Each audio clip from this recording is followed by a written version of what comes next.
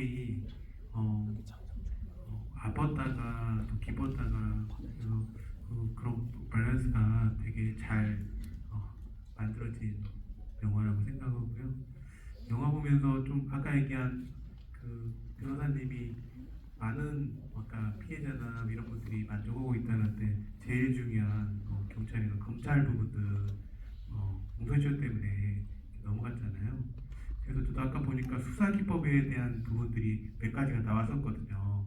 아까 재연할 때나 이 수사 기법이라고 하고 엘리베이터에서 가려고 다가 문 닫고 기다렸던 아까 하원 반장님도 계셨고, 그렇다면 아까 이제 경찰이나 검찰 부분들은 그런 범위를 만들어서 초고 승진을 했잖아요. 근데 그분들이 한 번만 그랬을까? 개인적으로 그분들 어떻게 하면 벌 주고 싶을까를 생각하면서 한 번이 아니라 그런 사건들이 많이 만들어지지 않았을까, 그런 개연성이 좀 생각이 나는 거예요.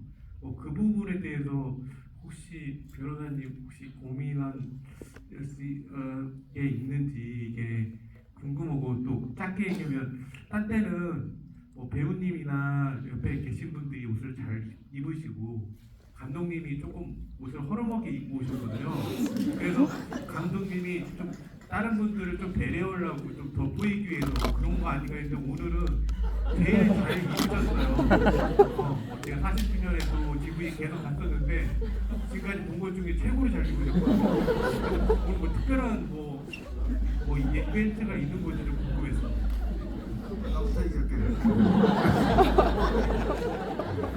제가 이런 모습은 1년에 한두 번밖에 못 보여줍니다. 그래서 여러분들이 정지영 감독을 좋아하진 않든 드물게 보는 모습을 여러분들이 보고 있는 것 같아요. 오늘부터 행사가 있어가지고요.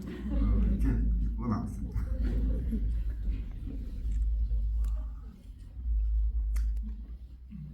우리 사회에서 사과와 반성, 용서와 화해라는 가치가 너무 힘을 잃어간다는 생각이 들어서 이 사건 공권력 당사자라고 할 수 있는 이 판사, 검사의 사과를 요구했고, 그분들은 진정성이 온전하다라고 얘기하기는 어렵지만 사실요. 하지만 사과를 했습니다.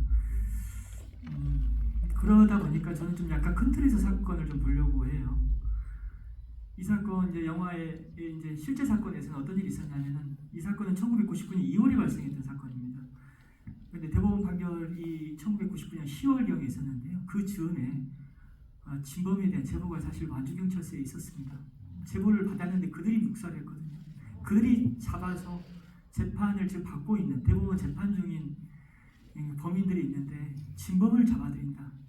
그래서 정신 이상자, 금전을 노린 사람의 말도 안 되는 신고로 그냥 취급하면서 묵살해 버렸습니다. 근데 제보했던 사람이 또 이 완주경찰서에서 제보는 안 되니까 부산지검에 제보를 했었습니다. 부산지검에서 1999년 말부터 2000년 초에 실제 진범에 대한 수사를 했습니다. 그리고 진범들이 그 당시 자백을 다 했고요.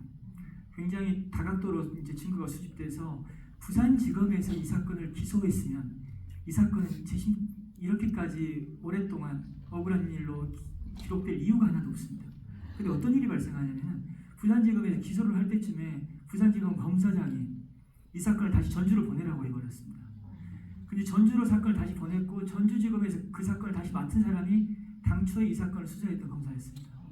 그러면 저는 그 사람한테 다시 맡기니까 이건 사건을 바로잡으라는 얘기는 아니잖아요. 그렇게까지 사건을 돌려보내고 그 사람이 다시 맡게끔 하는 데 있어서 가장 큰 힘으로 결정적 역할을 했던 사람은 부산지검 검사장. 근데 그 사람이 왜 사건을 돌려보내라고 했냐면은, 사건이 발생했을 당시에는 그 사람이 전주지검 검사장이었습니다.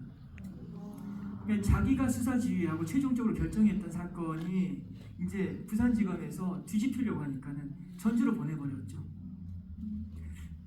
그러니까 이 사건에 가담한 참 많은 사람들 중에서 저는 그 사람이 많이 알려지지 않았거든요.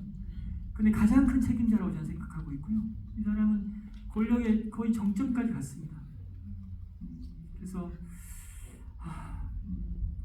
그러니까 경찰과 검찰의 어떤 잘못을 끝까지 묻지 못한 부분도 아쉬운 부분이긴 하지만, 사건에 가담한 참 많은 사람들의 어떤 문제점들이 그들이 이제 묻히는 거죠 사실요. 그런 부분들도 개인적으로는 아쉽긴 합니다. 네.